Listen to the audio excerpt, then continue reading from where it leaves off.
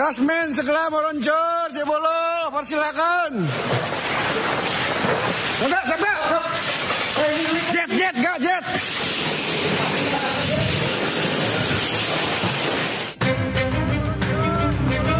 Kobaran api ini membesar saat melahap ruangan pabrik produksi plastik di Kelurahan Pamoyanan, Kecamatan Bogor Selatan, Kota Bogor, Jawa Barat.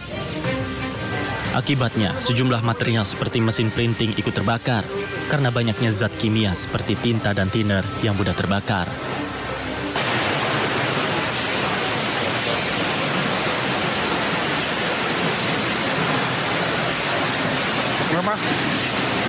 Diduga, kebakaran ini dipicu akibat terbakarnya mesin blower usai tersambar percikan listrik di area tersebut. Api dengan cepat menjalar ke material lain dan membakar seluruh bangunan. Kondisi ini membuat panik para karyawan pabrik karena saat kejadian proses produksi plastik sudah dimulai. 7 unit mobil damkar dikerahkan ke lokasi untuk memadamkan api.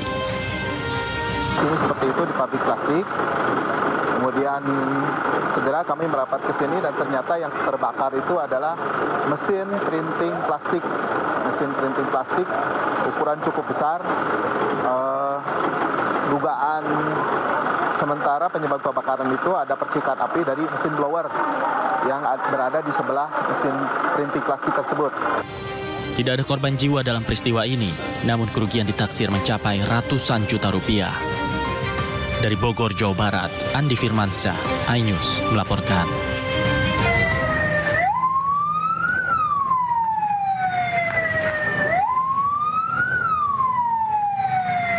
Dua bangunan rumah yang berada di komplek perumahan Taman Lopang Indah, Kecamatan Serang, Kota Serang, Banten, ludes terbakar pada Senin malam. Api dengan cepat menjalar ke seluruh isi bangunan rumah. Api pertama kali muncul dari gudang rumah tempat penyimpanan barang elektronik yang kemudian merambat ke rumah yang berada di sebelahnya. Kebakaran terjadi diduga akibat adanya hubungan arus pendek listrik dari salah satu gudang elektronik. Yang hangus sih ke gudang sih ya, yang lebih parah itu. Kalau rumah sih kayaknya 50% aja gitu, bagian atap sama dapur sih. Kondisi tertutup gudangnya, cuman emang yang punya masih warga kita gitu. Oh gitu. Tidak ada korban jiwa dalam musibah ini. Sementara pemilik rumah syok akibat lebih dari 50% hangus terbakar dan sudah dievakuasi ke rumah sakit terdekat. Dari Serang, Banten, Mahesa Apriandi, iNews melaporkan.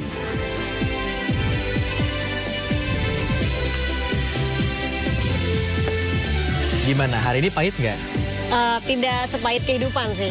Karena memang kan gulanya dikurangin karena kita efisiensi. Efisiensi, sama seperti dengan anggaran ya. Betul. Ya, anggaran belanja, kemudian ada efisiensi sehingga ini memberikan dampak kepada sejumlah lembaga dan kementerian.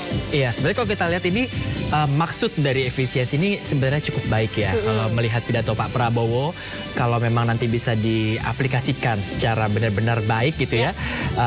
Tentunya kita semua mendukung ya, karena apa yang Pak Prabowo mau lakukan ini adalah untuk rakyat, untuk memperbaiki sekolah, untuk memberikan anak-anak makan.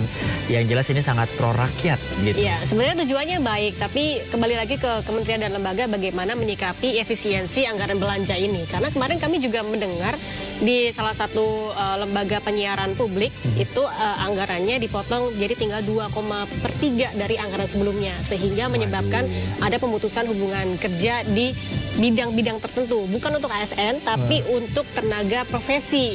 Waduh. Gitu. Nah, bicara soal kementerian dan lembaga nih ada yang menarik hari ini, di mana ada pidato Pak Prabowo ya mengatakan bahwa adanya raja kecil katanya ya, lagi-lagi raja kecil ya katanya. Jadi sedikit menentang nih ya apa yang dimaksud oleh Pak Prabowo untuk melakukan efisiensi.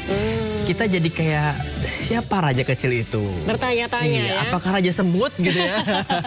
Kita mungkin akan ketahui sambil kita kawal bersama pemberitanya seperti apa, dan efisiensi anggaran ini juga menyebabkan anggaran LPSK ini menyusut hingga 62%. Wow. Nah, ini juga berdampak pada perlindungan saksi dan korban. Begitu ya. Jadi seperti apa nantinya aplikasi dari efisiensi anggaran ini semoga tidak menyusahkan rakyat ya. Ya, yang pastinya laporan-laporan untuk efisiensi tadi ada di Sindo Today. Pemirsa yang mana Anda sedang saksikan hari ini. Selamat pagi pemirsa.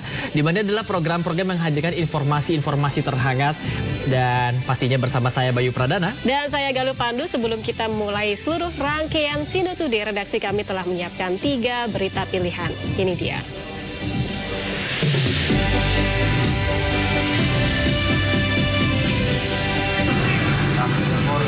Polisi membubarkan aksi balap liar yang disiarkan langsung di media sosial TikTok.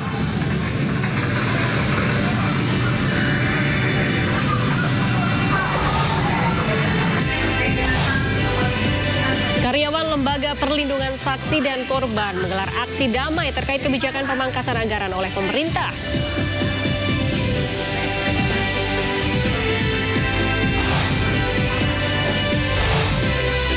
Pengangguran bidang teknologi di Amerika Serikat meningkat imbas banyaknya penggunaan kecerdasan buatan atau AI.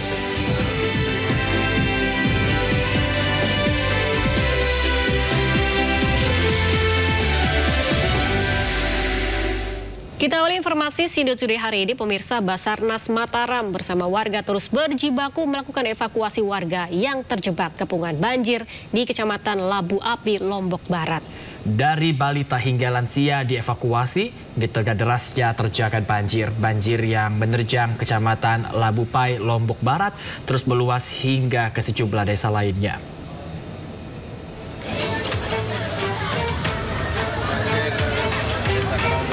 Banjir yang menerjang Kecamatan Labu Pai, Lombok Barat terus meluas hingga ke sejumlah wilayah lainnya. Areal persawahan dan rumah warga tergenang dengan ketinggian mencapai lebih dari 1 meter. Tim Basarnas Mataram dan petugas kesehatan terus berjibaku mengevakuasi ratusan warga yang terjebak di dalam rumah. Dari anak-anak hingga lansia dievakuasi menggunakan perahu karet milik Basarnas.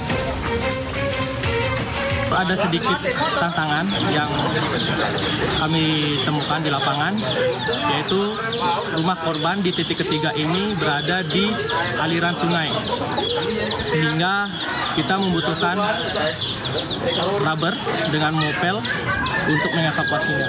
Jadi proses evakuasinya cukup lama karena kita harus berhadapan dengan arus sungai yang sangat deras. Saat ini tim SAR gabungan terus menyisir wilayah banjir untuk mengevakuasi warga yang terjebak di rumahnya. Dari Lombok Barat, Nusa Tenggara Barat, Muzakir Anyus melaporkan. Hujan deras di Kabupaten Kupang, NTT menyebabkan sungai meluap hingga menyeret mobil pickup akibat aliran yang deras. Sementara itu, mobil ambulans yang membawa pasien dari Kecamatan Sulamu nekat menerobos banjir Sungai Nevopal. Bencana terjadi di Desa Silu, Kecamatan Fatuleu, tepatnya di Tuam Nanu. Ini korban 1 buah unit mobil pick-up. Sebuah mobil pick-up terseret banjir di Sungai Tuam Nanu, Desa Silu, Kabupaten Kupang, Nusa Tenggara Timur. Mobil yang membawa 4 penumpang dan seorang sopir ini hendak kembali ke Desa Oimova. Namun ketika menyeberangi sungai, arus deras menyeret kendaraan mereka. Penumpang berhasil menyelamatkan diri, sedangkan mobil jatuh ke dalam aliran sungai. Ya, ambulans menerobos banjir karena orang sakit. Ini kondisinya. Di Kecamatan Sulamu, Kabupaten Kupang, sebuah ambulans yang membawa pasien nekat menerobos Sungai Nevopal. Namun derasnya arus membuat mobil terjebak di tengah sungai, hingga memicu kepanikan warga sekitar. Warga beramai-ramai turun ke sungai dan membantu ambulans keluar dari arus deras. Mobil berhasil didorong keluar dari jebakan banjir dan melanjutkan perjalanan menuju ke rumah sakit. Saya menghimbau kepada seluruh masyarakat Kabupaten Kupang untuk selalu siap siaga menghadapi cuaca ekstrim yang sementara berlangsung di seluruh wilayah Kabupaten Kupang. Diharapkan Bapak Saudara bisa mengikuti atau mendapatkan informasi yang benar dan terpercaya. Berdasarkan informasi BMKG, wilayah Kupang dalam beberapa hari ke depan akan mengalami cuaca ekstrim, hujan, serta petir dan angin kencang. Selain itu, masyarakat diimbau agar berhati-hati terhadap potensi angin kencang. Tim Liputan iNews melaporkan. Pemirsa, viral seorang pria lanjut usia diduga menjadi korban penganiayaan seorang warga negara asing di kawasan Pangandaran, Jawa Barat. Kejadian tersebut memicu kemarahan warga hingga nyaris terjadi bentrokan.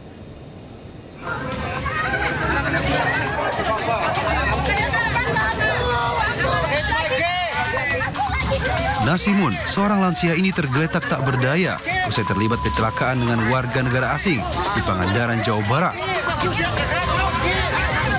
Namun bukan pertolongan yang didapat, korban malah diduga dianiaya pelaku hingga viral di media sosial. Istri korban pun histeris, sementara sejumlah warga bersih tegang dengan pelaku serta keluarganya. Peristiwa bermula saat korban dan istrinya tengah berkendara menggunakan sepeda motor.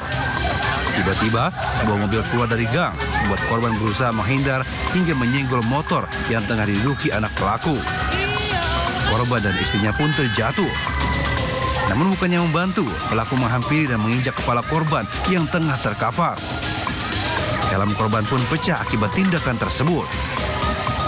Aksi tersebut mengundang warga sekitar hingga situasi di lokasi sempat memanas. Beruntung polisi yang datang ke lokasi berhasil mencegah aksi main hakim sendiri. Usai mendapat perawatan, korban sudah pulang ke rumahnya. Sementara pihak keluarga menolak ajakan damai dari pelaku. Dari Pangandaran, Jawa Barat, Irfan Ramdiansyah melaporkan. Sengketa lahan di kawasan Tanjung Barat, Jakarta Selatan diwarnai adu mulut antara ahli waris lahan dan pihak keamanan. Ya, ketegangan ini membuat polisi dan petugas BPN turun tangan untuk menangani keributan.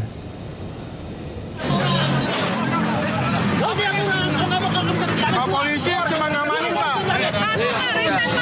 Polisi cuma ngamanin, jangan mihak, Pak, jangan mihak, Pak. Tegangan terjadi antara beberapa penjaga yang melarang masuk pemilik ke dalam area tanah sengketa di Jalan Raya Lenteng Agung, Tanjung Barat, Jagakarsa, Jakarta Selatan.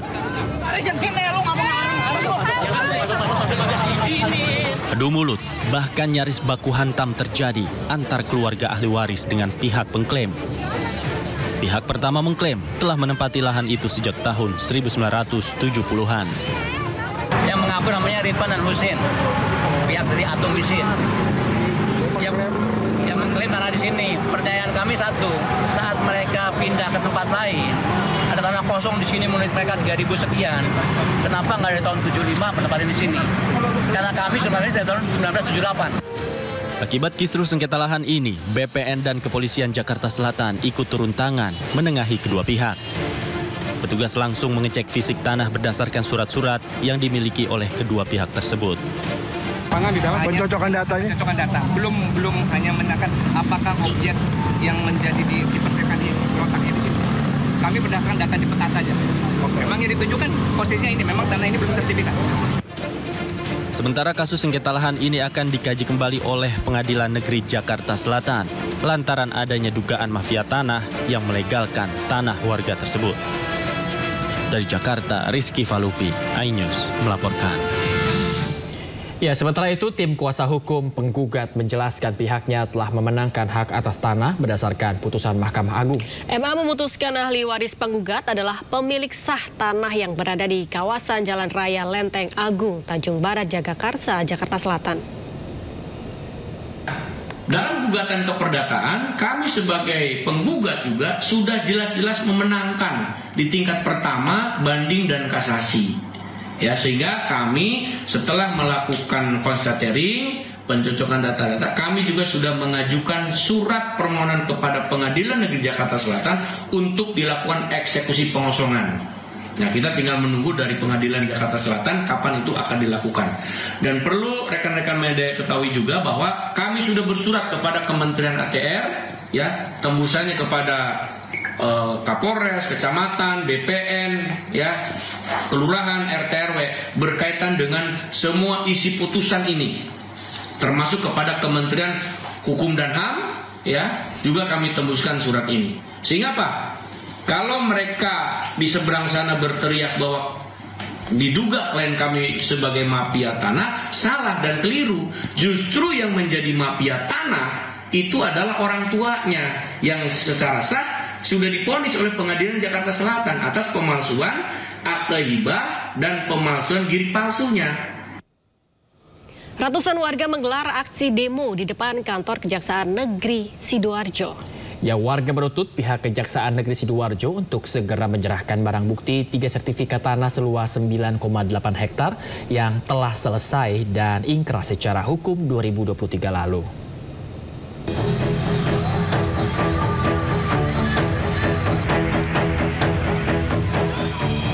Ratusan warga Desa Tambak Kosowaru, Sidoarjo menggelar aksi demo di depan kantor Kejaksaan Negeri Sidoarjo. Dalam aksinya, warga menuntut pihak Kejaksaan Negeri Sidoarjo untuk segera menyerahkan barang bukti 3 sertifikat tanah seluas 9,8 hektar atas nama Miftahur Royan dan Elok Wahiba ke pemiliknya. Karena kasus pidana penipuan sengketa tanah tersebut telah selesai dan ingkrah secara hukum 2023 lalu. Namun pihak Kejaksaan Negeri Sidoarjo tidak mau menyerahkan barang bukti tersebut karena dalam kasus perdata masalah sengketa tanah di kawasan Desa Tambak Kosowaru itu dimenangkan oleh sebuah perusahaan di Pasuruan dan ingkrah secara hukum tahun 2024 lalu.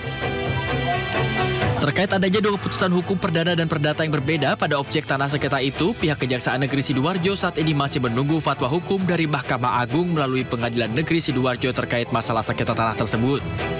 Kita 3 sertifikat itu dikembalikan kepada pemilik asal Elok Wahiba dan Miftahur Royan sebagaimana putusan pidana nomor 236, dan itu sudah putusan pidana sudah ingkrah yang menyatakan di sana bahwa rangkaian peralihan sertifikat di Tambak Oso ini ada suatu kebohongan tipu muslihat sehingga penipuan sudah clear, terbukti, sah dan meyakinkan, dan Agung Wibowo sebagai tersangka, terdakwa, terpidana sudah menjalani.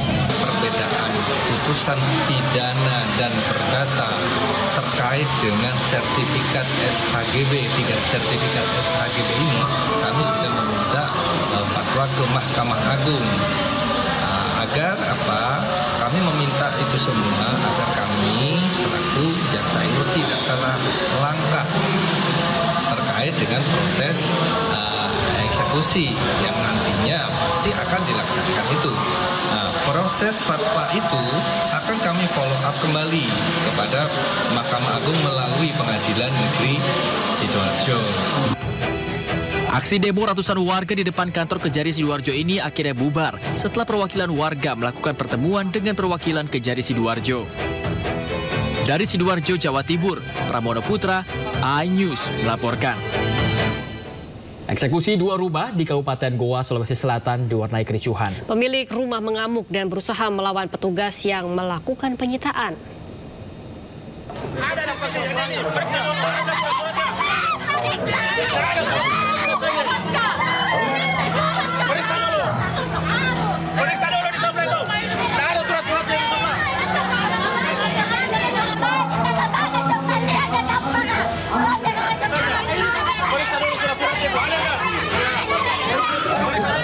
Kericuhan ini terjadi saat jurusita Pengadilan Negeri Sungguh Minasa Kabupaten Goa melakukan eksekusi terhadap 2 rumah permanen di Kelurahan Limbung, Kabupaten Goa, Sulawesi Selatan. Pemilik rumah mengamuk menolak rumahnya dieksekusi. Tanah ini dia bersaudara. Kalau kita berpatokan dengan surat. Sengketa lahan antara penggugat ahli waris Husi Daeng Liwang melawan tergugat Tara Daeng Lurang dan Maria Daeng Taco dengan luas 9 area ini mulai berperkara di pengadilan sejak tahun 2000 lalu. Perkara ini bergulir sejak tahun 2000. Untuk perkara ini sendiri sudah bergulir di tingkat PN, tingkat PT, tingkat kasasi, dan tingkat TK. Meski terjadi kericuhan, jurusita tetap melakukan eksekusi terhadap 2 rumah semi permanen tersebut menggunakan alat berat. Keluarga hanya bisa menangis meratapi rumah mereka yang diratakan dengan tanah.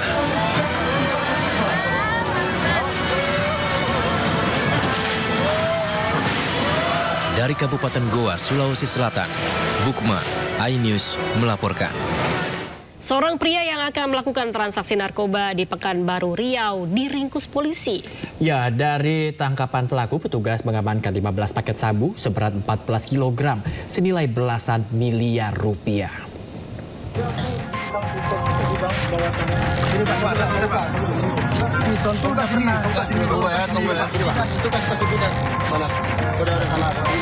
Seorang kurir narkoba diringkus tim Subdit 2 di Tres Narkoba Polda Riau. Dia ditangkap saat melakukan transaksi narkoba seberat 14 kilo di kawasan industri Ekogreen, Jalan Soekarno-Hatta, Pekanbaru. Dari tangan pelaku, petugas mengamankan 15 paket sabu yang disimpan dalam kotak kardus. Barang haram senilai 14 miliar rupiah tersebut rencananya akan diserahkan kepada seseorang berinisial I yang saat ini masih dalam pengejaran polisi. Yang masukkan dalam kardus siapa? Sepupu. Kamu ikut masukkan dalam kardus itu? Hah? Sudah dipersiapkan oleh sepupu itu. Sudah disiapkan. Berapa kamu dikasih? Belum dibicarakan. Agaknya mencurigakan, kemudian tim melakukan upaya paksa penangkapan terhadap BA. Namun pada saat BA ditangkap, ada satu tersangka inisial I yang saat ini masih DPO, yang masih kami kejar, di mana pada saat penangkapan I berhasil melarikan diri. Atas perbuatannya, tersangka dijerat Undang-Undang Narkotika dengan ancaman hukuman mati atau hukuman 15 tahun penjara. Dari Pekanbaru Riau, Indra Yoserizal, iNews melaporkan. Pelaku pembuatan rekening bank yang menggunakan data orang lain menggunakan aplikasi kecerdasan buatan atau artificial intelligence ditangkap. Ya, para pelaku menggunakan rekening untuk transaksi di toko online.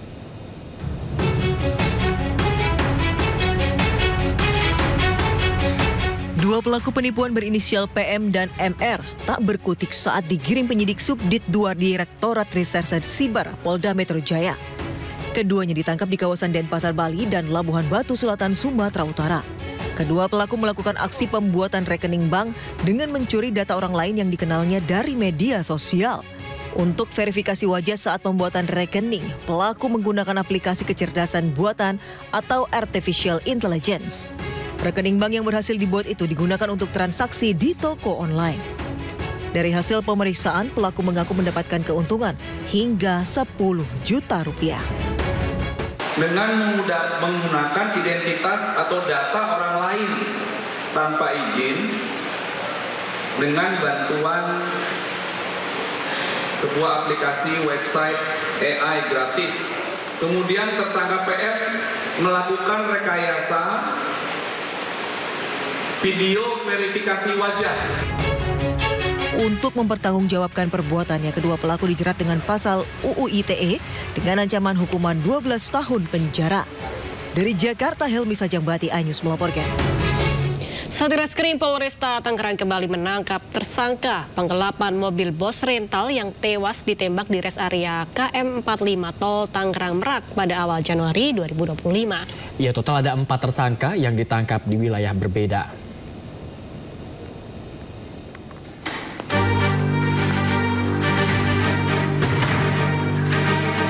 Satreskrim Polresta Tangerang menangkap tersangka penggelapan mobil bos rental yang tewas ditembak di res area kilometer 45 Tol Tangerang Merak pada awal Januari 2025.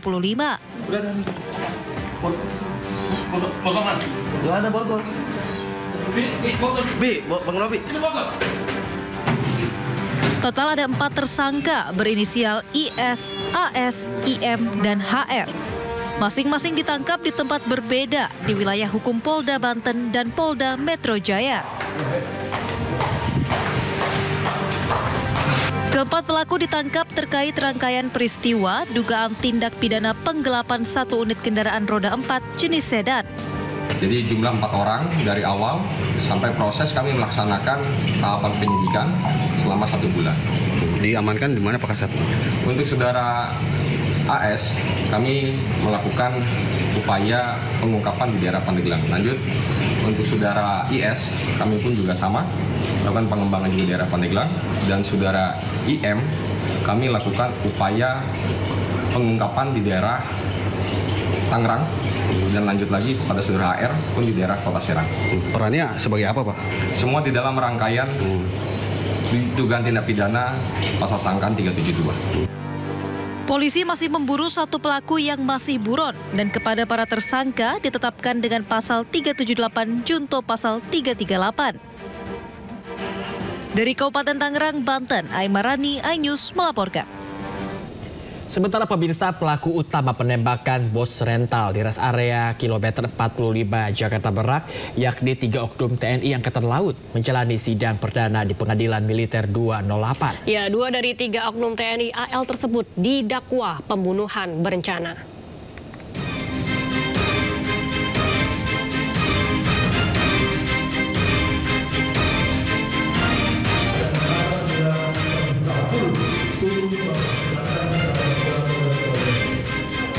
Sidang militer perdana 3 pelaku yang merupakan anggota TNI Angkatan Laut dalam kasus pembunuhan terhadap bos rental mobil di rest area kilometer 45 Tol Jakarta Merak digelar hari ini.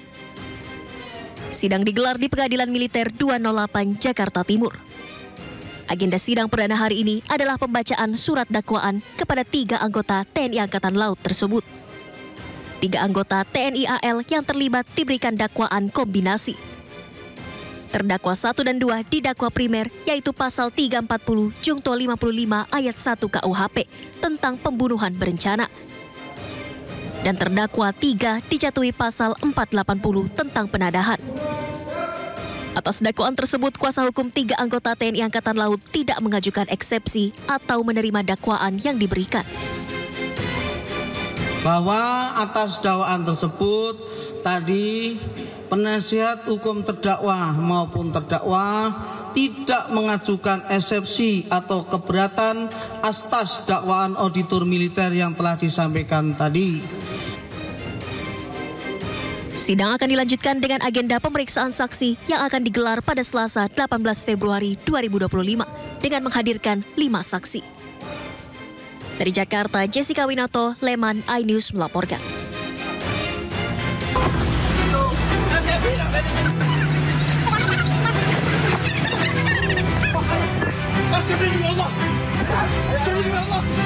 Seorang bos rental mobil bernama Ilyas Abdurrahman meninggal dunia setelah ditembak oleh oknum TNI Angkatan Laut. Korban ditembak saat berusaha mengejar pelaku yang membawa kabur mobil rental miliknya. Aksi penembakan itu terjadi di rest area kilometer 45 Tol Tangerang Merak, Kecamatan Jayanti, Kabupaten Tangerang, Banten pada 2 Januari 2025 lalu. Korban dinyatakan meninggal dunia setelah mendapat perawatan di rumah sakit akibat luka tembak di bagian dada. Kejadian berawal saat Ajat Supriyatna menyewa mobil korban selama 3 hari sejak 31 Desember 2024. Namun pada 1 Januari 2025, GPS yang dipasang di mobil tidak terdeteksi. Korban dan timnya curiga, kemudian mencari keberadaan mobilnya hingga ke Saketipan Deglang. Korban melihat mobil miliknya dan mengejar. Situasi pun berubah tegang ketika pelaku mengeluarkan senjata api dan mengaku sebagai anggota TNI sambil mengancam. Tak lama kemudian sebuah mobil datang dan menabrak kendaraan yang digunakan korban. Mobil rental yang dikendarai pelaku melarikan diri. Karena menduga pelaku memiliki senjata api, anak korban meminta pendampingan dari Polsek Cinangka Anyer, namun ditolak. Korban dan rombongannya tetap mengejar mobil yang dikendarai pelaku hingga ke area Tol Tangerang Merak kilometer 45 dan terjadi insiden penembakan yang menewaskan korban Ilyas Abdurrahman. Usai kejadian, keluarga menyesalkan sempat ada pernyataan pengeroyokan kepada para oknum tentara tersebut sebelum kejadian penembakan. Hal tersebut dibantah oleh anak korban yang saat kejadian berada di lokasi. Pasca kejadian ini, publik berharap peristiwa serupa tidak terulang kembali. Tim Liputan iNews melaporkan. Kita ke kasus lain, pemirsa. Mantan pejabat Mahkamah Agung Zarof Richard menjalani sidang perdana dalam kasus suap vonis bebas terdakwa Ronald Tanur. Ya, Zarof didakwa melakukan pemufakatan jahat dalam kasus vonis bebas Ronald Tanur.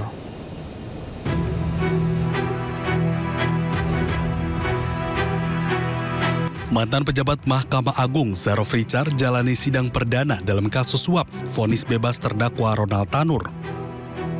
Sidang digelar di Pengadilan Negeri Jakarta Pusat. Selain Zarof Richard, Meriska Wijaya, ibu Ronald Tanur, dan Lisa Rahmat, pengacara Ronald Tanur, juga jalani sidang yang sama. Zarof hadir di ruangan persidangan PN Jakarta Pusat lebih dulu, kemudian disusul dengan Meriska Wijaya dan Lisa Rahmat yang hadir bersamaan. Jaksa penuntut umum mendakwa Zarof Richard dengan 2 dakwaan, yakni percobaan pembantuan dan permufakatan jahat untuk melakukan tindak pidana korupsi dan suap berhubungan dengan jabatannya selama di Mahkamah Agung. Dalam kasus vonis bebas Ronald Tanur, Zarof Richard bertindak sebagai perantara kepada hakim untuk membuat Ronald Tanur dinyatakan tidak bersalah. Kejaksaan Agung menyita uang dari rumah maklar kasus suap Ronald Tanur, Zarof Richard. Nilai uang yang disita mencapai lebih dari 920 miliar rupiah dalam mata uang dolar Hong Kong dan euro. Selain itu, Kejaksaan Agung juga menyita emas logam mulia seberat 51 kg. Kasus suap dengan nilai fantastis lebih dari 1 triliun di lingkungan penegak hukum ini terungkap setelah Hakim Pengadilan Negeri Surabaya diringkus tim gabungan Kejaksaan Agung di Surabaya, Jawa Timur. Pasca terbukti menerima suap dari Ronald Tanur, tersangka pembunuhan mantan pacarnya, Dini Sera Afrianti. Dari Jakarta, Hamzah Sibuan, Andri Setiawan, iNews melaporkan. Kejaksaan Agung menggeledah kantor Ditjen Minyak dan Gas Kementerian SDM. Informasi yang akan kami hadirkan usai jeda, tetaplah bersama kami di Sindu Today.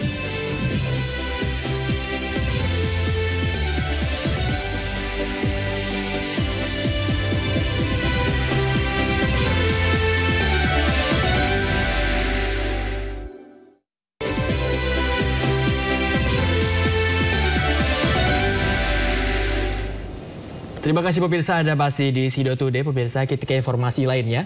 Aksi balap liar yang sering di-live-kan melalui media sosial TikTok dibubarkan paksa oleh polisi di Bangkalan, Jawa Timur.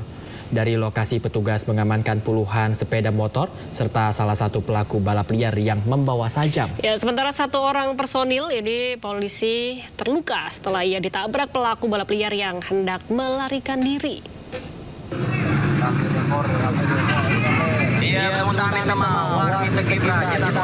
Aksi ugal-ugalan ratusan anak muda yang melakukan balapan liar di Jalan Raya Tanjung Bumi, Kabupaten Bangkalan tersebut disiarkan secara langsung melalui media sosial TikTok.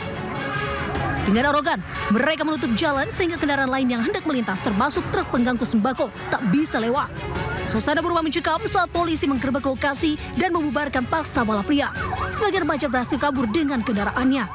Polisi berhasil mengamankan seorang remaja yang membawa senjata tajam. Meski sempat melakukan perlawanan, para pelaku balap liar telah diamankan. Akibat aksi brutal para pelaku balap liar yang kerap meresahkan warga ini, seorang petugas terluka setelah ditabrak salah satu pelaku balap liar.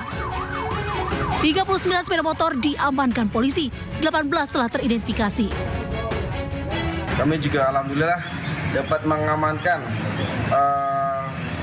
1 orang yang mana kedapatan membawa sajam dan juga mengamankan sebanyak 39 sepeda motor. Yang mana memang dalam hal ini disayangkan pemilik dari sepeda motor ini melarikan diri.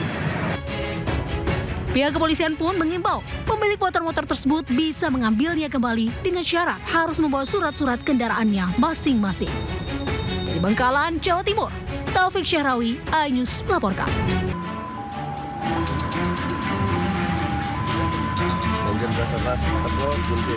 Petugas gabungan dari Basarnas, Borobudur, dan Damkar Magelang mengevakuasi seorang korban terjepit bodi mobil yang ringsek di Jalan Raya Jogja Magelang, kawasan Ponggol, Kecamatan Muntilan. Evakuasi berlangsung dramatis. Dengan alat khusus, korban berhasil dievakuasi selama 30 menit. Selanjutnya, korban dibawa ke rumah sakit daerah Muntilan untuk penanganan medis. Sementara itu, akibat kecelakaan, 1 penumpang tewas di lokasi kejadian. Kecelakaan bermula saat pickup yang dikendarai korban menabrak sebuah truk bermuatan kertas parkir di pinggir jalan. Diduga kecelakaan akibat sopir pickup mengantuk. Keterangan dari supir mengantuk, hilang kendali, kemudian oleng ke kiri, nabrak bagian kanan belakang truk. Nah, untuk korbannya adalah 1 meninggal di TKP, supir mobil baknya luka-luka ringan. Kasus kecelakaan ini masih dalam penyelidikan Satlantas Polresta Magelang. Dari Magelang, Jawa Tengah, Puji Hartono, iNews melaporkan.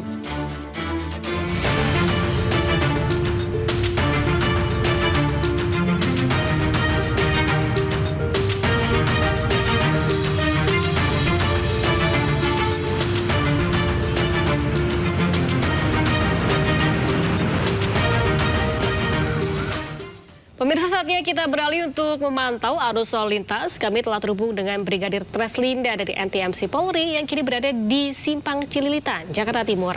Halo Brigadir Treslinda, bagaimana pantauan arus lalu lintas dari tempat Anda melapor saat ini?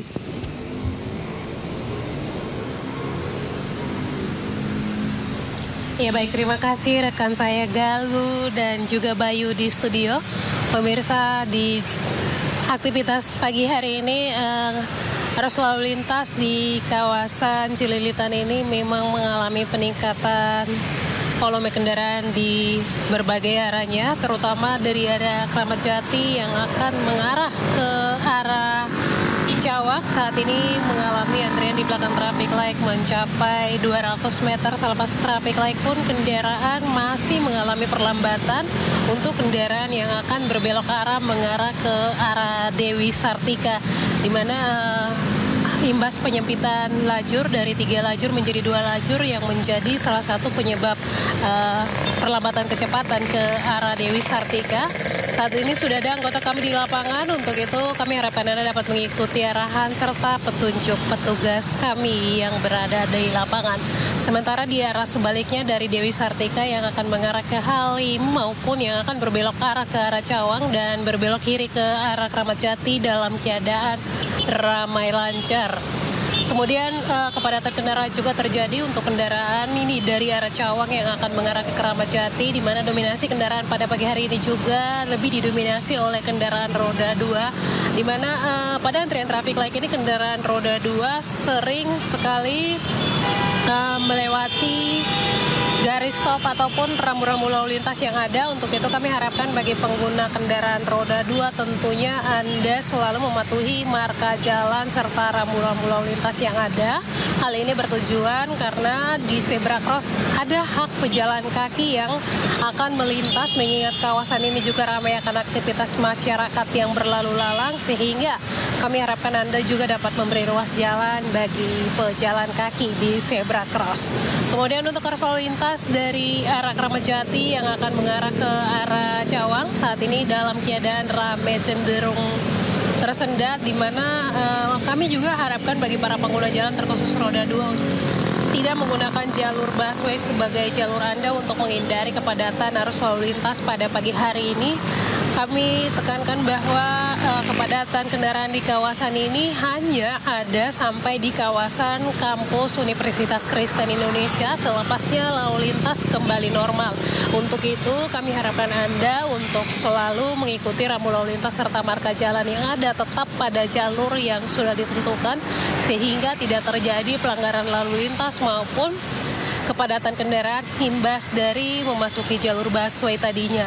Dan juga sebagai informasi, kami juga menginformasikan data RSMS selama kurun waktu 1 kali 24 jam terjadi 112 kasus laka lantas dengan rincian 26 orang meninggal dunia, 46 orang luka berat dan 237 orang luka ringan. Dari 112 kasus laka lantas tersebut, 56% terjadi karena tidak menjaga jarak aman, ceroboh aturan lajur saat belok dan saat menyalip terhadap lalu lintas dari depan.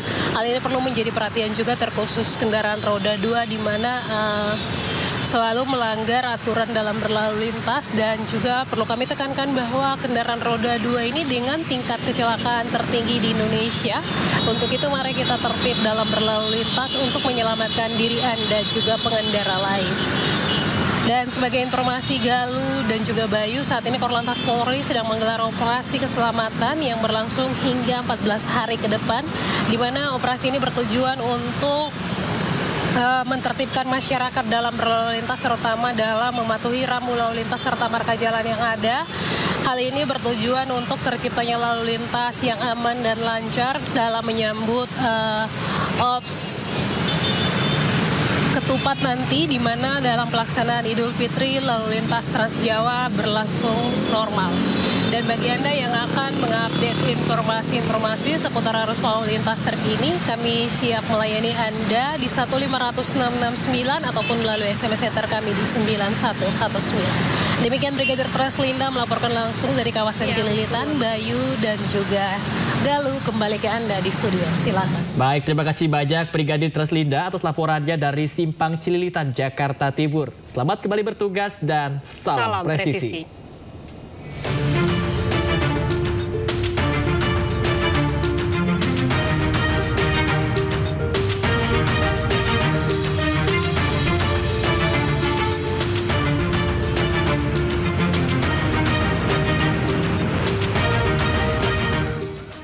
Informasi lainnya, pemirsa, Barreskrim Polri telah memeriksa Arsin bin Asip, Kepala Desa Kohot, terkait kasus pemalsuan surat pagar laut di Tangerang, Banten. Ya, di Barreskrim Polri juga menggeledah rumah Arsin di Kecamatan Paku Haji, Kabupaten Tangerang, Banten.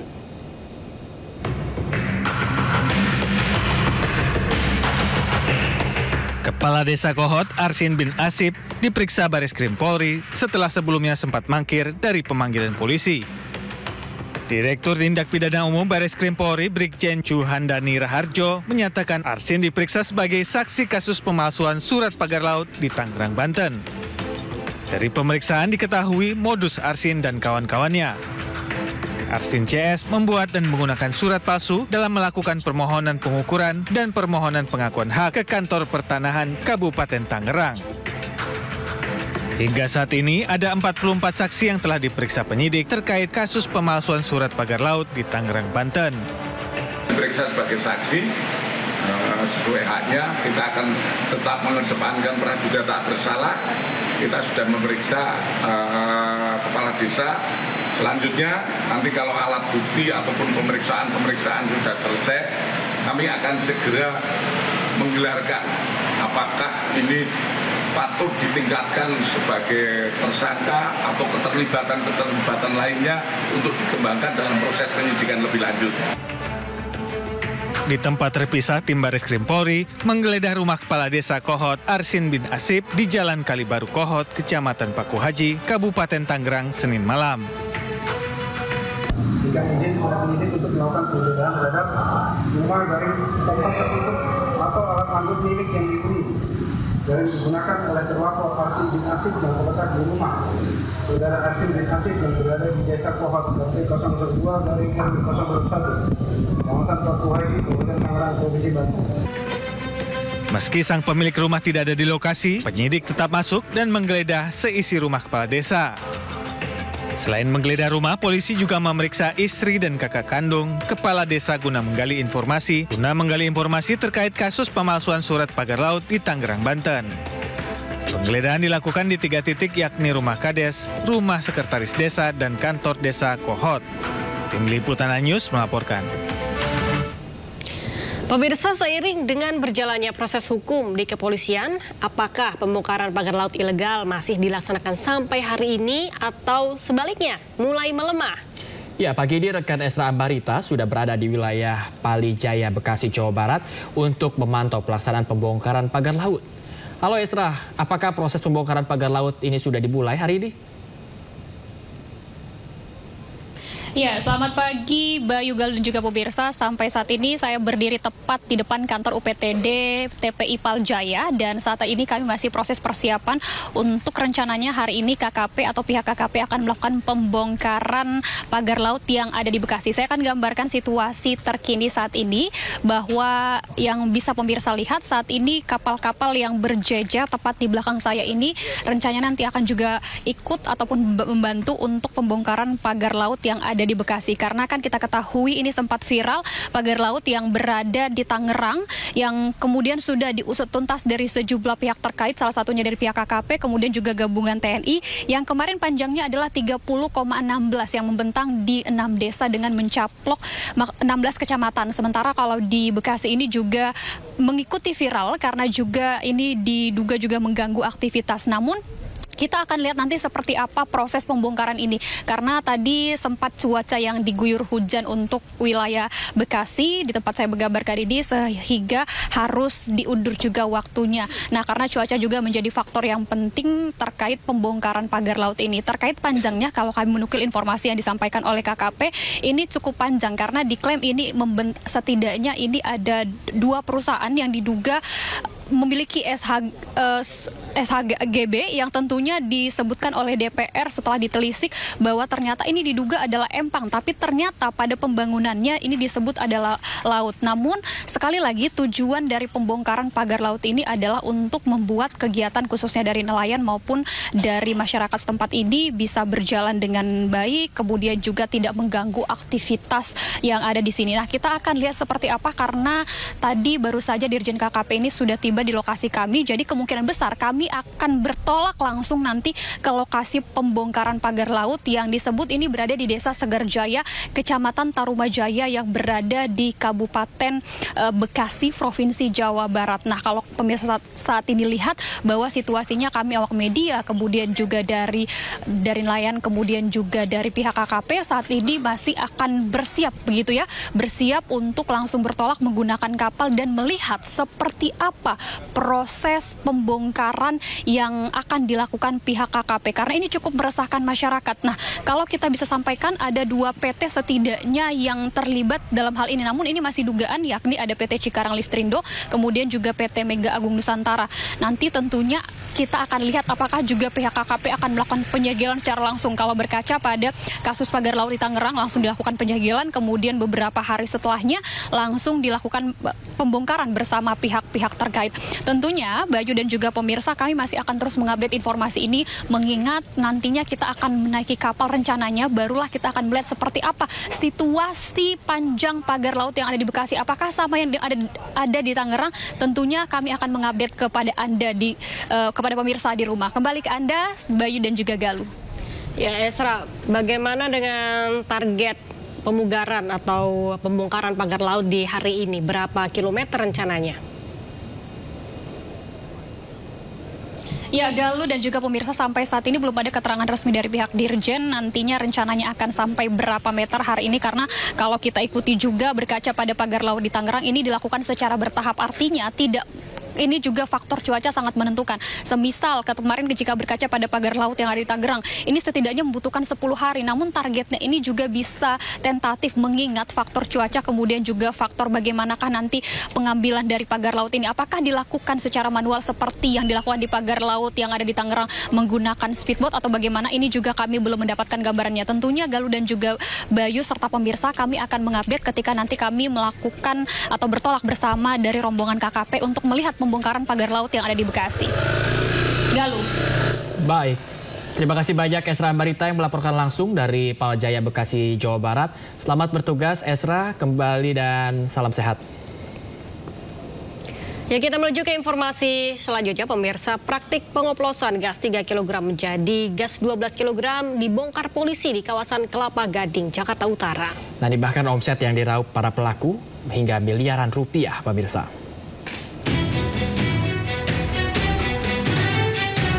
Kelangkaan gas dimanfaatkan pelaku meraup keuntungan dengan melakukan pengoplosan gas 3 kg bersubsidi menjadi gas 12 dan gas 50 kg. Polisi pun membongkar praktik pengoplosan gas bersubsidi di kawasan perumahan Kelapa Gading, Jakarta Utara. Hasil penggerebekan polisi mengamankan 220 tabung gas 12 kg, 82 tabung gas 50 kg, dan 70 tabung gas 3 kg, serta seorang pelaku pengoplosan. Pelaku sudah melakukan pengoplosan sejak 2023 dan meraup keuntungan hingga Rp400.000 dalam satu tabung yang dijual. Beberapa tabung gas LPG yang diduga telah disalahgunakan dengan cara mencampurkan gas bersubsidi untuk pelaku jual kembali. Untuk pengembangan lebih lanjut, polisi masih memeriksa seorang pelaku ACS yang terancam hukuman 6 tahun penjara serta denda sebesar Rp60 miliar. Dari Jakarta, Sofyan Firdaus, iNews melaporkan. Pemirsa, Kejaksaan Agung menggeledah kantor Ditjen Minyak dan Gas Kementerian ESDM di Jalan Rasuna Said, Jakarta. Penggeledahan digelar di 3 ruangan di kantor Ditjen Minyak dan Gas Kementerian ESDM di Jalan Rasuna Said, Jakarta, Senin siang. Kepala Pusat Penerangan Hukum Kejaksaan Agung, Harli Siregar, menyebut penggeledahan terkait dugaan tindak pidana korupsi tata kelola minyak mentah dan produk kilang pada PT Pertamina Subholding dan kontraktor kontrak kerjasama atau KKKS tahun 2018 sampai dengan 2023. Dari hasil penggeledahan, Kejagung menyita sejumlah dokumen dan alat-alat elektronik.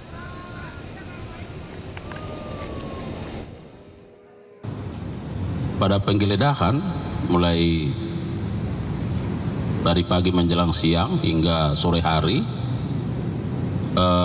dilakukan di 3 tempat atau di 3 ruangan. Yang pertama di ruangan Direktur Pembinaan Usaha Hulu, kemudian yang kedua di ruangan Direktur Pembinaan Usaha Hilir, dan di ruangan Sekretaris Direktorat Jenderal Migas.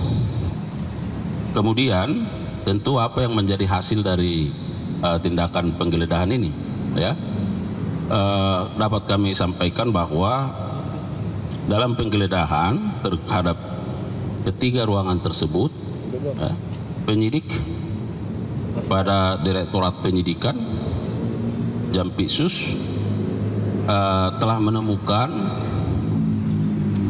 barang-barang berupa 5 dus dokumen, ya, kemudian ada barang bukti elektronik berupa handphone sebanyak 15 unit, dan ada 1 unit laptop dan 4 soft file, ya. Nah, sekarang barang-barang tersebut sedang dalam perjalanan dan tentu akan dilakukan tindakan-tindakan selanjutnya dalam rangka membuat terang dari tindak pidana ini. Mantan Menteri BUMN Rini Sumarno diperiksa Komisi Pemberantasan Korupsi sebagai saksi kasus dugaan korupsi transaksi jual beli gas antara PT Perusahaan Gas Negara dan Inti Alasido Energi. Ibu sehat? Sehat, Bu. Makan semua, Ibu. Dan masih Bu. Bu, dikasih apa, Bu? Diperiksa, Bu? Apa? Sumarno mengaku hanya dikonfirmasi perihal Direktur Utama dan Program PT Perusahaan Gas Negara atau PGN. Rini juga menyinggung soal pertanyaan saat PGN diakuisisi oleh Pertamina. Ia menegaskan akuisisi tersebut sesuai dengan program pemerintah. KPK belum memberikan materi yang hendak didalami lewat pemeriksaan saksi tersebut. Sebelumnya KPK menyidik jual beli gas di PGN karena mengendus kerugian keuangan negara. Dugaan kerugian keuangan negara tersebut masih didalami, namun estimasi awal menembus ratusan miliar rupiah.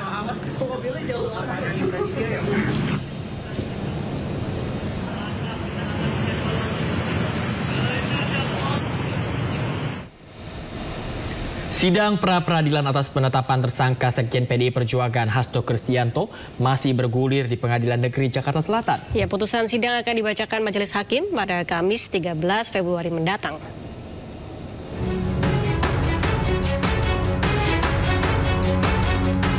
Pengadilan Negeri Jakarta Selatan kembali menggelar sidang pra-peradilan atas penetapan tersangka Sekjen PDI Perjuangan Hasto Kristianto dalam kasus dugaan suap pada Senin pagi. Sidang beragendakan penyerahan bukti dan pemeriksaan saksi dan ahli dari Komisi Pemberantasan Korupsi. Biro Hukum KPK membawa 153 bukti surat, 11 diantaranya merupakan bukti elektronik, termasuk handphone yang disita dari pihak-pihak diduga terkait perkara. Sementara itu, tim kuasa hukum Hasto Kristianto meminta Majelis Hakim menghadirkan penyidik KPK Rosa Purbabekti karena diduga mengintimidasi saksi. Kami tadi menunggu ya dari Majelis Hakim, tentunya sebelumnya kami sudah sampaikan adanya intimidasi dari penyidik bernama Rosa Purbabekti kepada saksi fakta yang kemarin sudah diperiksa di persidangan, dan ada juga yang menawarkan uang sebesar 2 miliar. Tentunya kita minta kepada hakim agar dihadirkan supaya ini menjadi terang. Kalau perlu dihadirkan juga CCTV-nya, karena intimidasi ini tidak dibenarkan secara hukum. Selanjutnya, penentuan gugur tidaknya status Hasto sebagai tersangka dalam kasus dugaan suap yang ditetapkan KPK akan diputus Majelis Hakim Pengadilan Negeri Jakarta Selatan pada Kamis 13 Februari 2025 mendatang. Dari Jakarta, Tim Liputan iNews melaporkan. Ratusan karyawan LPSK menggelar aksi damai imbas pemangkasan anggaran yang tertuang dalam Instruksi Presiden Nomor 1 Tahun 2025. Pemangkasan anggaran LPSK hingga 62% dinilai berdampak pada kualitas perlindungan kepada saksi dan korban.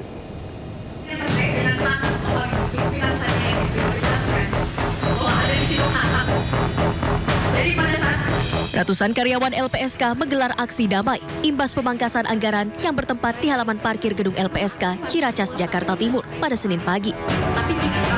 Aksi damai digelar dengan diskusi antara pegawai dan sejumlah pimpinan LPSK.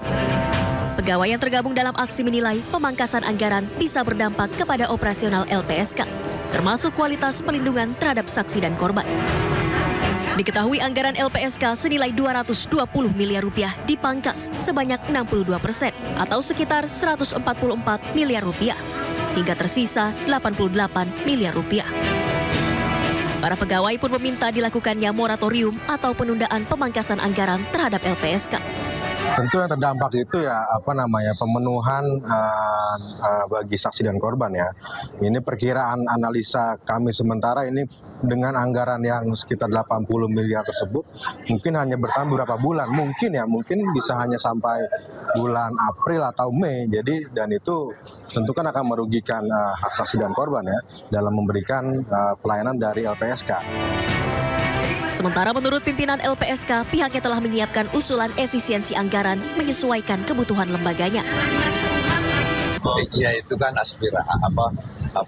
masukan dari beberapa serta pemikiran. Itu kan harus kita rapatkan, tidak bisa begitu. LPSK, pelayanan LPSK, apapun situasinya, apapun masalahnya harus tetap eksis demi hak saksi dan korban. Pimpinan LPSK menilai efisiensi anggaran penting untuk mendukung program pemerintah. Dan sejauh ini efisiensi anggaran dari pemerintah belum mempengaruhi kebijakan pelayanan terhadap saksi dan korban di LPSK. Dari Jakarta, Rio Manik, iNews melaporkan. Radio Republik Indonesia RRI Semarang, Jawa Tengah menonaktifkan siaran Pro 4 baik melalui penyiaran gelombang FM maupun AM.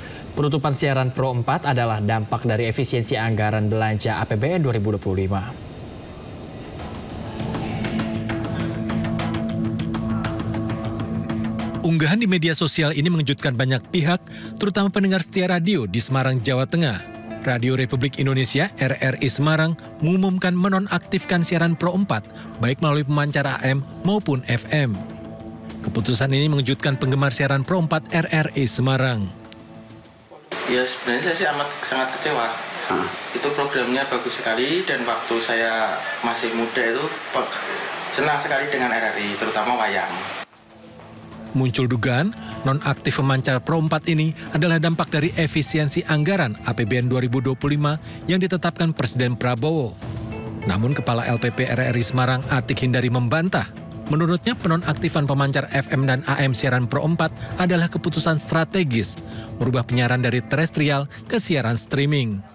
Sebenarnya ini sudah lama akan kami alihkan ke sana, digitalisasi, tetapi tanpa meninggalkan terestrial, tanpa meninggalkan kualitas yang ada gitu. Jadi kalau kita tidak mengikuti perkembangan zaman ini, justru kami tertinggal nanti gitu. Hanya mungkin salah menarasikan mungkin ya teman-teman di bawah. Nonaktif siaran melalui pemancar AM dan FM telah dilakukan hari Senin kemarin.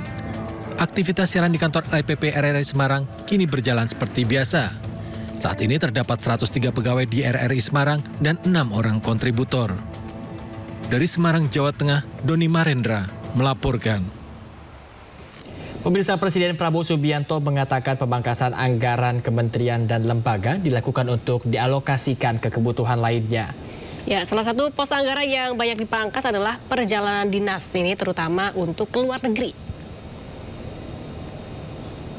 Saya ingin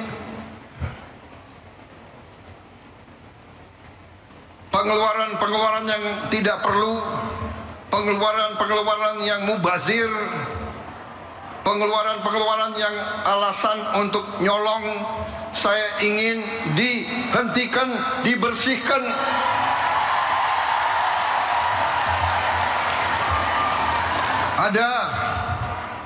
Ada yang melawan saya. Ada. Dalam birokrasi merasa sudah kebal hukum, merasa sudah menjadi raja kecil.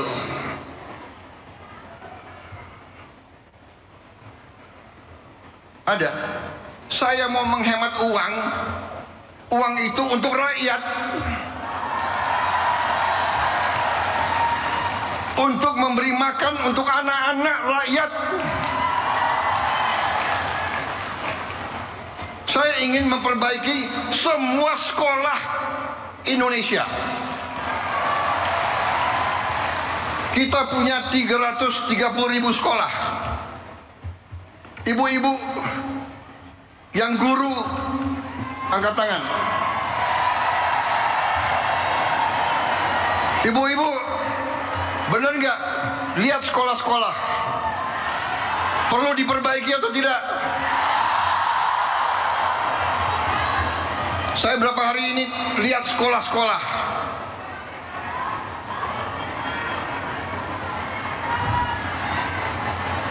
Kita punya 330.000 sekolah. Anggaran untuk perbaikan sekolah hanya cukup untuk memperbaiki mungkin 20.000 sekolah. Berapa tahun kita mau selesaikan 330.000 sekolah? Karena itu perjalanan dinas, perjalanan ke luar negeri dikurangi.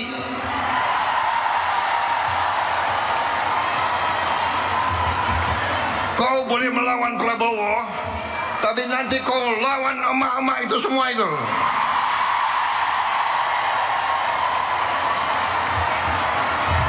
Bandel dablek. Gak usah keluar negeri, 5 tahun gak usah keluar negeri kalau perlu. Yang perlu keluar negeri yang tugas keluar negeri, tugas belajar boleh, tugas untuk atas nama negara boleh. Jangan tugas yang dicari-cari untuk jalan-jalan. Kalau mau jalan-jalan pakai uang sendiri.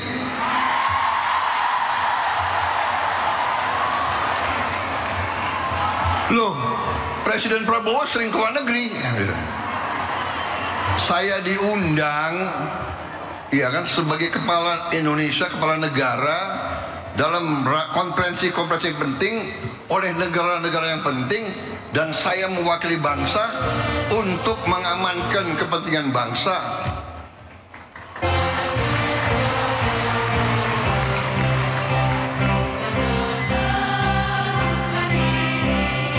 Cukup seminar, cukup kajian cukup. Apa itu FGD? Apa itu? Forum Group Discussion. Forum Group Discussion.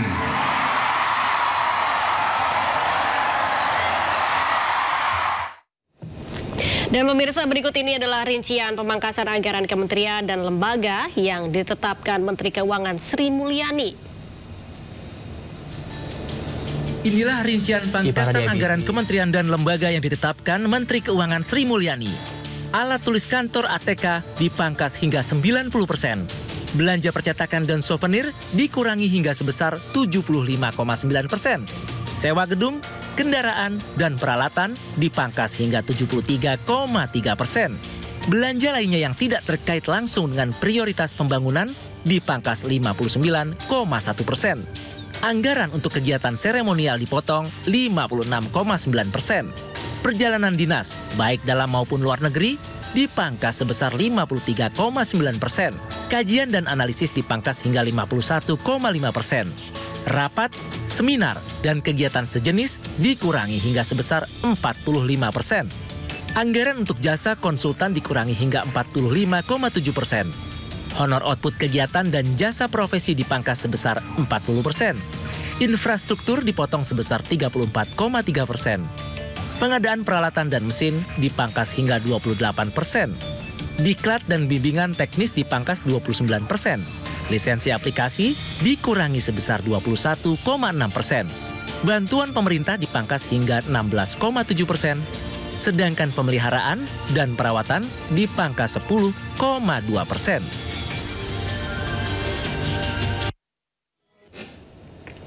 Pemerintah memastikan seluruh masyarakat bisa menikmati layanan pemeriksaan kesehatan gratis di hari ulang tahunnya bulan Februari 2025. Informasinya akan kami hadirkan usai jeda sesaat lagi.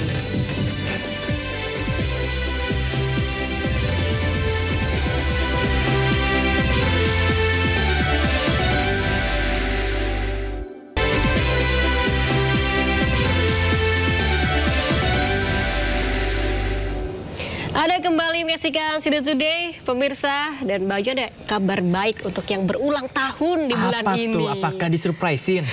Dapat surprise karena program cek kesehatan gratis bagi yang berulang tahun sebagai salah satu program unggulan Prabowo Gibran sudah dimulai Senin kemarin. Wah, ini sangat berguna ya, di mana cek kesehatan gratis itu bertujuan untuk deteksi dini kesehatan agar tidak terlambat pengobatannya.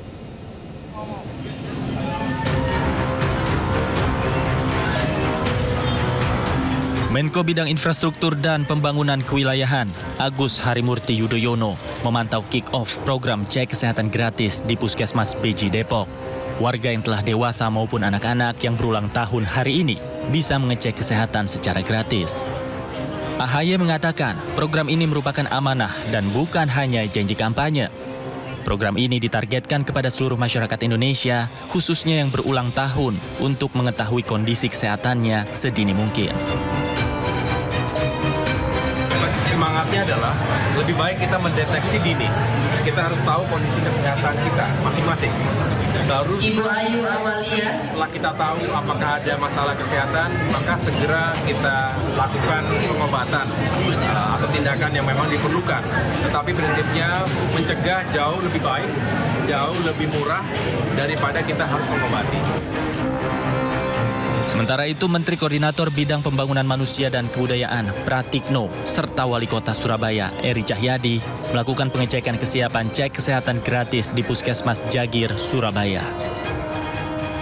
Dengan adanya program cek kesehatan gratis, diharapkan masyarakat bisa mengetahui sejak dini kondisi kesehatan mereka dan bisa ditangani pengobatannya sebelum terlambat.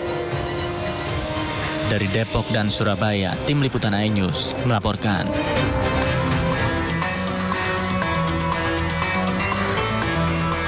Sejumlah warga datang ke Puskesmas Ciater Tangerang Selatan, Banten untuk cek kesehatan gratis.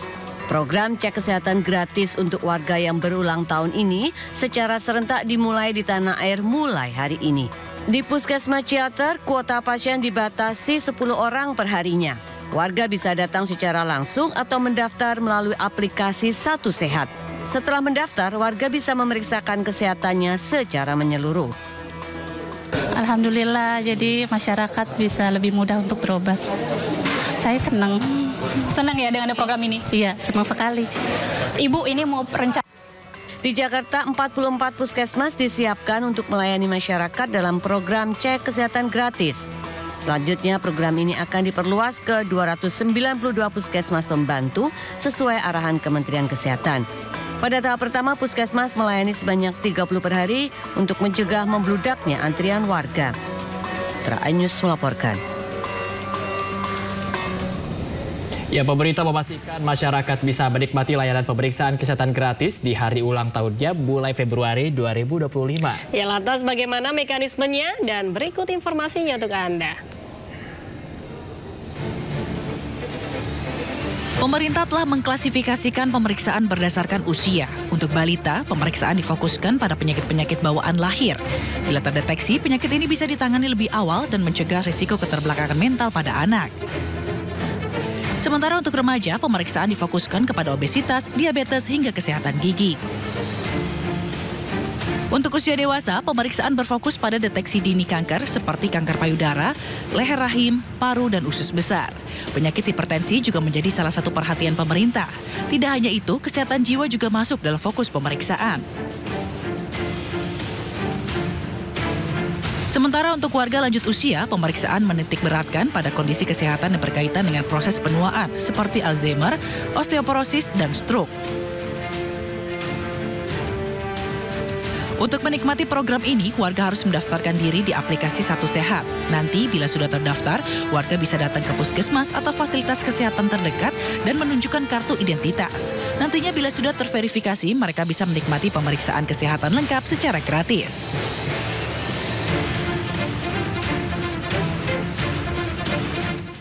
Pemirsa, ajang pencarian bakat bisa dimulai sejak usia sekolah dasar. Ya, misalnya lewat ajang pekan olahraga. Dan bukan hanya itu pemirsa, olahraga voli atau basket, namun juga ketangkasan seperti ada namanya gobak sodor. Iya. Tahu nggak? Tahu dong, Nah, pemain ini dia tradisional. Lihat liputannya. sama-sama.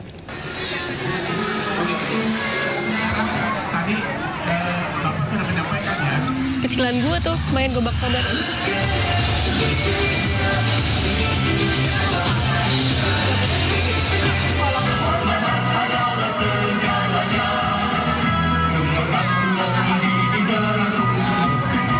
Ya pemirsa, anak-anak usia sekolah dasar ini sedang menunjukkan kebolehannya beratraksi dalam Pekan Olahraga Penabur 2025 di SDK Penabur Cipinang, Jakarta Timur. Tujuan dari kegiatan ini selain di sisi akademi, para siswa juga diharapkan bisa menyalurkan minat dan bakatnya. Sehingga potensi para siswa dapat dioptimalkan seperti menjadi atlet nasional, berkompetisi secara sportif dan juga mencetak generasi unggul. Bagaimana caranya kita supaya bisa menunjang dia punya ke depan setiap anak ini. Jadi kekuatan fisik, kesehatan fisik itu juga perlu kita bina agar supaya mereka bisa menjalankan nanti yang menjadi cita-citanya dengan optimal gitu Pak. Jadi itulah salah satunya kita. Ya menarik ya lu ya. Menarik sekali kan? Permainan gobak sodor ya, sekaligus juga untuk menanamkan rasa kompetitif dan juga mencetak mungkin nanti menjadi bibit-bibit unggul. Nah, itu dia. Nah, tapi masih ada informasi menarik lainnya juga yang masih akan mengisi Sindo Today hari ini. Ya, tetaplah bersama kami.